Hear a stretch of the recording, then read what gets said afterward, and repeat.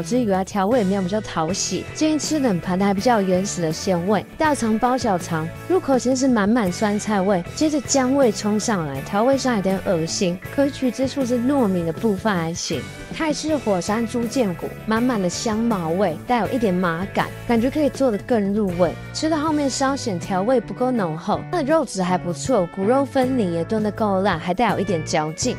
马来西亚炸蛋，这是一颗炸过的水煮蛋，外皮带有香料的咸香味，吃起来很普通。现切牛，我们把外层香气比较重的部位，还有里面比较生但汁比较多的部位都吃过了。生一点的话，食物还比较好吃，肉质软嫩。不过我们没有拍，因为看起来很恶心。不敢吃生的人，可能就要吃它外围比较熟的部分了，但吃起来就会很干柴。整体来说，现切牛排表现尚可，不到惊艳。得不出奖呢，就是很一般的口感，佐上酱料比较加分，但吃还蛮柴的。我们来说，刚好主题是异国炙烤风味巡礼。平日的晚餐有提供这个大漠风情香料烧烤羊肉饭，它羊肉排是以多种香料慢炖，再经高温炉烤，外层焦香，里面软嫩，羊排吃起来不会有腥味。米饭中混入了孜然、牛肉、蔬菜和葡萄干，这倒还不错哦。鲜鱼煮了不少香料，处理得宜，不会有鱼腥味，肉质也还蛮软的，吃起来也不会干干的，多汁又新鲜。玉米饼吃起来像我们平常吃的玉米布丁酥哦，炸的还不错。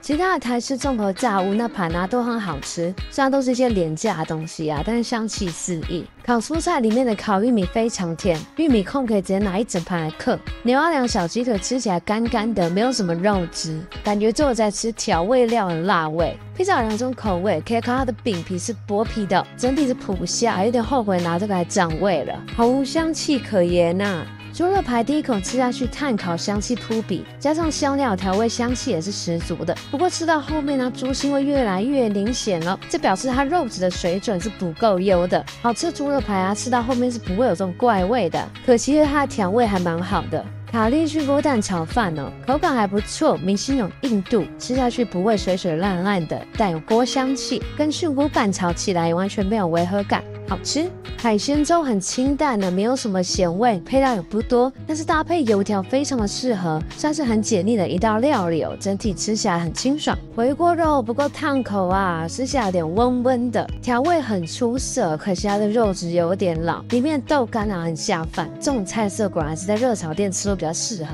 啤酒炖羊膝，只要挑带筋的会比较好吃哦。它炖的还蛮软嫩的，这点很赞。不过还是可以吃得到些微的羊骚味。现煮蛋仔面就是偏清淡的口味哦，面可以选择黄面或米粉，小小一碗不占味，只是里面的贡丸难吃。现煮叻沙面，这个汤头啊微辣，可以自己加些椰奶进去哦。超级喜欢重口味的人可以额外再加叻沙酱，里面是有鲜虾、鱼丸和鱼板啊，面有吸到汤汁，整体味道还不赖。现煮馄饨中效，馄饨的皮不会太厚，口感鲜嫩，汤头清淡。理论上吃自助餐应该不太会吃面包，不过这家面包实在是蛮好吃的，而且有不少选择，每一样都有水准之上，可以感受得到手工面包的魅力哦。面包内馅都很扎实，尤其芋泥又松，特别的好吃哦。葱面包也很推。蛋挞是偏台式的口感，内馅还蛮扎实的。现做鸡蛋糕，这个记得要它一做好就拿哦，很烫口，有切奶油、超酸的莓果酱、果干、枫糖浆可以做搭配。现烤鸡蛋糕真的非常好吃哎，大推！蛋糕的话，我们几乎每一种都尝试过呢，表现是中等。不过它做成小小一口，这点很棒，可以每个口味都吃一点。特别讲究它的泡芙，因为弄得很可爱，结果吃起来超普通的，里面有莓果酱，但是只有一点点甜味，没有吃到酸味。巧克力小蛋糕还不赖哦，不会死甜。我们来说这一桌当月寿星，他有送我们一个生日蛋糕，是青柠乳酪口味的，上层有冰淇淋的口感，淡淡的柠檬香味，不会过酸也不会过甜哦，属于清爽简单的风味。饮料都还蛮好喝的，左边是木子自己乱做的特调，冰淇淋的话有莫凡比的，也有民果的，特别推荐民果的椰子跟荔枝口味啊，超好吃的。水果的话都很新鲜，吃起来也很甜。还有非常复古怀旧的糖果。另外特别说一下，它这边停车超方便的，停车场会从这个 P 这边进去哦，记得消磁扣，用餐免费停车3小时。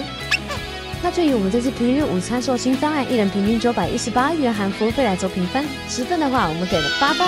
每个分区虽然只有3到5种菜色，选择不是很多，不过每道的卖相都还不错，让人看了狮子大动。缺点是有些餐盘有点脏，甚至灰尘没有擦干净，这点真的不太行。整体来说，餐点的选择与精彩程度无法与更高价位的buffet媲美哦，偏向中规中矩的菜色，大菜也不多，但整体吃起来觉得很精致，用餐时间2.5小时也很足够。记得搭配方案来吃哦，会觉得非常的划算哦。看完影片的人也欢迎在底下分享你的心得哦。